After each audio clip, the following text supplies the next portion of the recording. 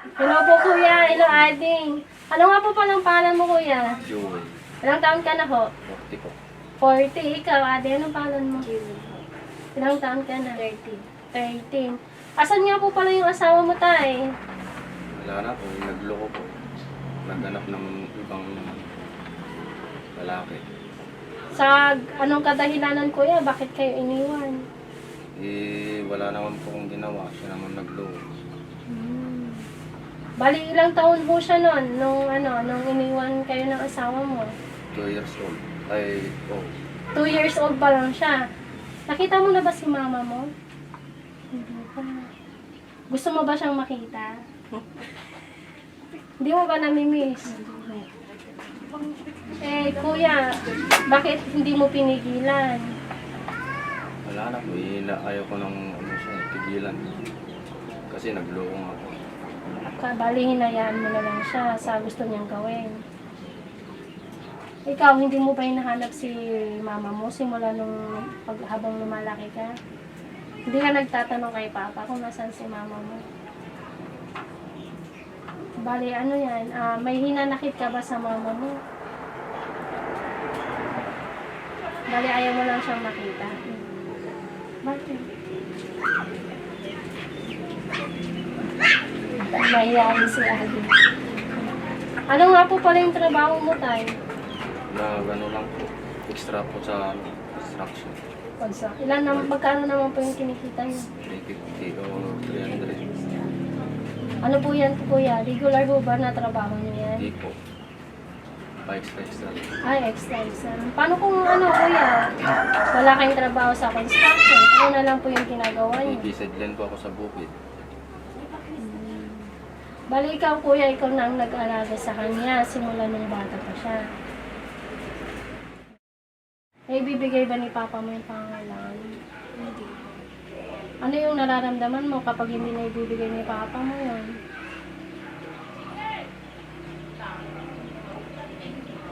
Malulungkot ka. Pero okay lang ba sa'yo na hindi niya maibigay yung gusto mo?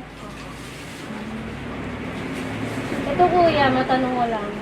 Ano pa yung pakiramdam na ikaw na lang po ang lumaking nag-iisang magulang ni Jewel? Masaya na rin po ako. Siya na po ang kasama. Bali sa pagpapalaki po kuya, nahihirapan ka ho ba? Opo, nahirapan po. Kasi kulang sa wala pang pambili ng pagkain. Tapos araw-araw. Paano na lang po kuya kung wala kang trabaho, wala ka din sidelines? Nangungutang po ako. Pag magkaroon, mababayaran ko naman po. Hanggang ganun na lang po yun kuya. Ikaw ating gusto mong kunin pag nag-college ka na mag-nurse. So ito kuya, kung hindi ka na magtatrabaho, wala na kayong kakainin yan. Wala. Buti may nagpapakatong sa amin. Ito ating matanong ko lang ha. Gusto mo bang makita si mama mo? Bakit?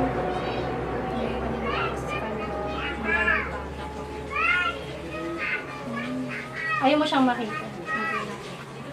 Okay na sa'yo na si papa mo lang kasama mo. Ito kuya, matanong ko lang ho.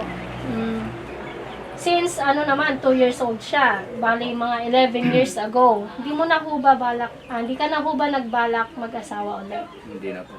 Bakit ho? Kasi po, ano ko lang po kaya.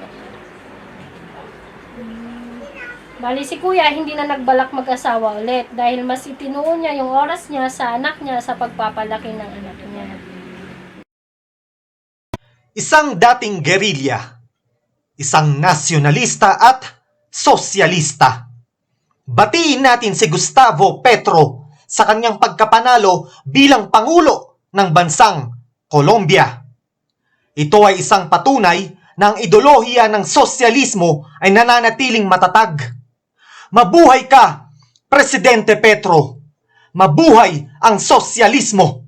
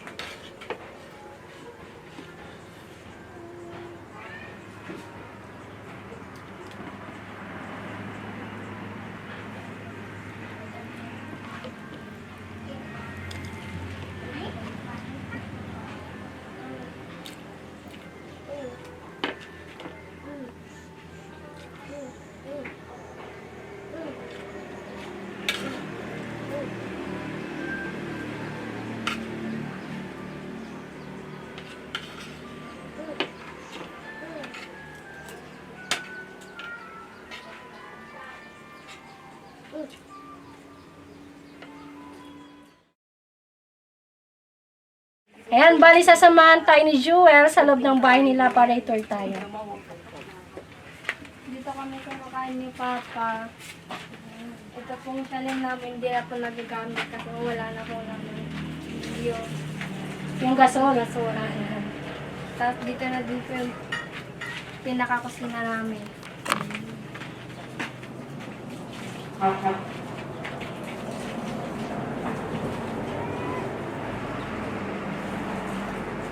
Ito yung parang po namin ni Papa. Ayan, pasok tayo.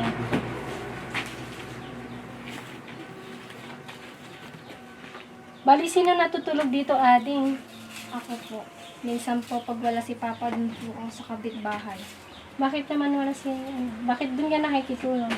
Kasi po minsan po wala si Papa dito kasi naghanap po siya ng trabaho. Bali, takot ka mag-isa dito. Opo.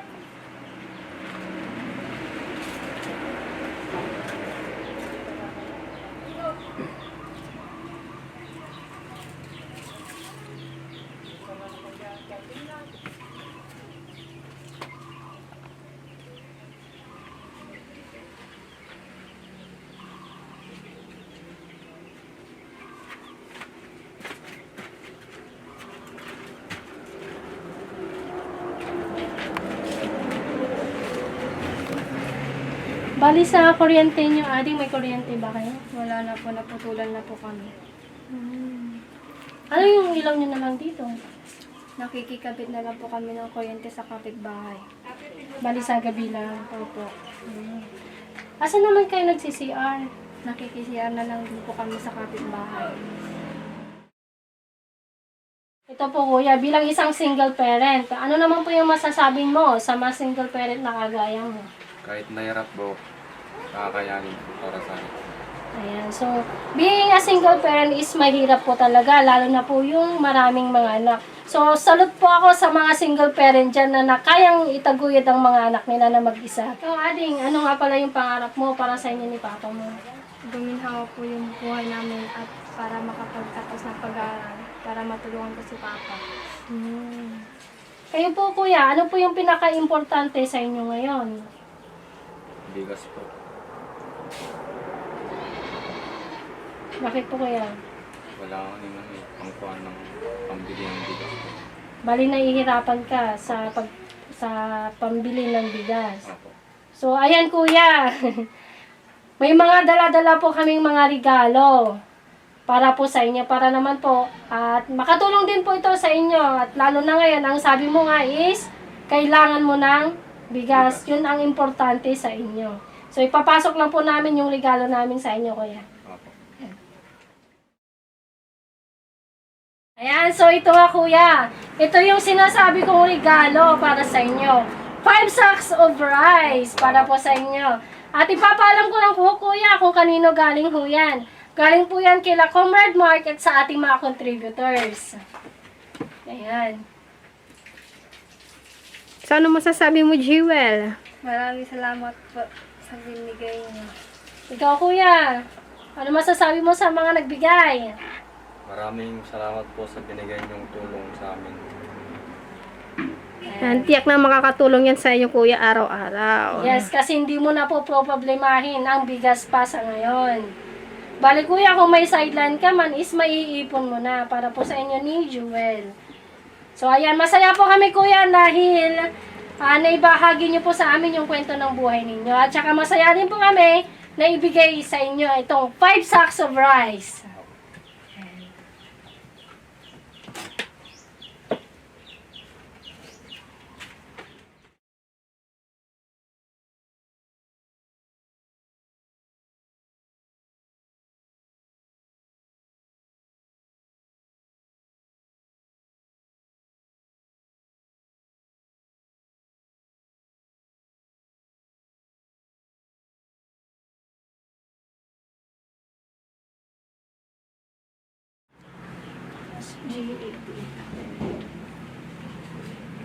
G.